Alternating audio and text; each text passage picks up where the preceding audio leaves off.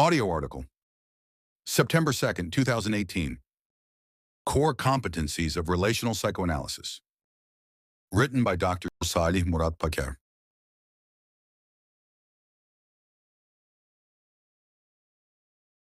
Excerpted from Barsness, Core Competencies of Relational Psychoanalysis, a guide to practice, study, and research. Therapeutic intent. An analytic treatment is first established by a clear understanding of the intent or purpose of the analytic endeavor. Increased capacity to experience and manage multiple affective states and to enjoy the full range of emotion. Increased access to multiple aspects of the self without shame. Ability to comfort and soothe oneself and to be self-reflective. Ability to accept responsibility. Ability to tolerate ambiguity and uncertainty. Ability to be more truthful with oneself. Ability to think more creatively and openly about one's past rather than to continue to repeat it. Relief from internal constraints and rigidities that have become problematic. A more imaginative and creative mind. Increased capacity to love and to work. Self-efficacy. To engage in more meaningful and redemptive relationships. Hope.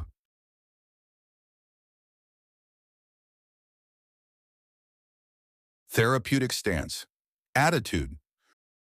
Relational psychoanalysis was born out of radical critique of the authoritarian stance. Radical open-mindedness. Collaborative authority. Relentless curiosity of patient, self, and interplay of the two. Emotional risk-taking. Exploration. What happened and what is happening. Follow the patient's lead by attending to the patient's affects and thoughts.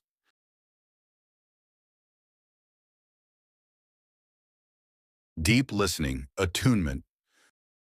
The relational analyst seeks to be highly attuned and self-reflective. Deep attention to affect states. Looks within him or herself to discover what is happening within the patient. Attends to the effect of his or her own personality. Attends to counter-transference experiences as a means for understanding the patient. The relational analyst follows affective experiences both within him, herself, his, her patient, and in the relationship between the patient and him, herself. What is the patient triggering in the analyst? Who, how, what, and why? Where is the affect? What is the patient trying to protect or avoid? Intuition.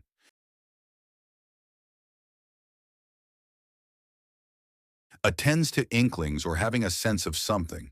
Encourages his or her own mind to free associate, wondering what his or her thoughts and affects have to do with the patient. Attends to the uncanny with a curiosity as to what this may be saying about the unconscious. The analyst listens beyond content and pays close attention to the words, the affects, and the bodies of his or her patients. Where is this happening in their, my body? What is happening in the us? The analyst is interested in all emotion, with particular attention to those emotions the patient and the therapist seek to avoid. Cannot ignore hate, cannot ignore love.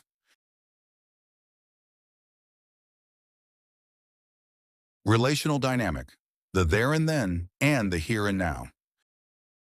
Attend to past experiences, the there and then, played out in the present. Early attachment, developmental history, defensive structures in both patient and analyst. Projection in both patient and therapist. Replication, relational style, transference, countertransference, culture, trauma.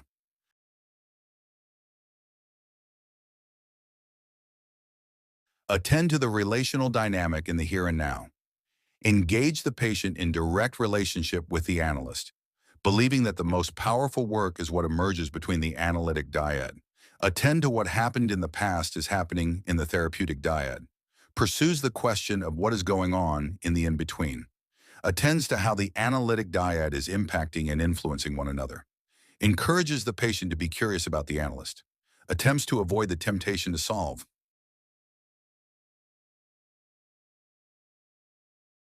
Patterning and linking.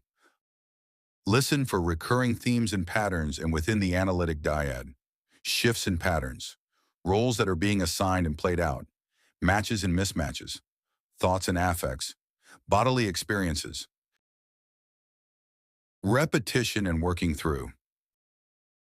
As deep change occurs at the emotional level, the analyst attends to the inevitable conflicts that emerge in the relational dyad, works through enactments, holds to the view of the necessity of destruction, survival, and recognition. Rupture and repair is inherent in any authentic relationship and leads to change.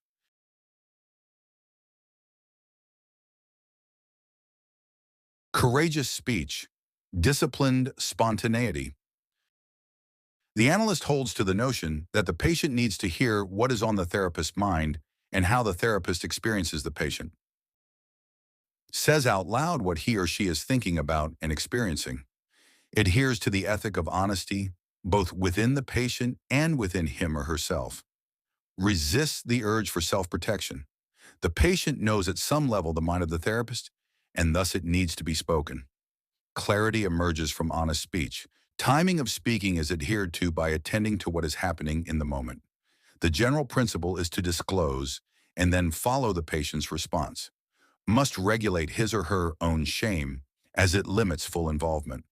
Offers his or her ideas from a non-authoritarian stance with tentativeness, curiosity, and humility. Attends to how his or her interventions, words expand, clarify, and deepen the patient's experience.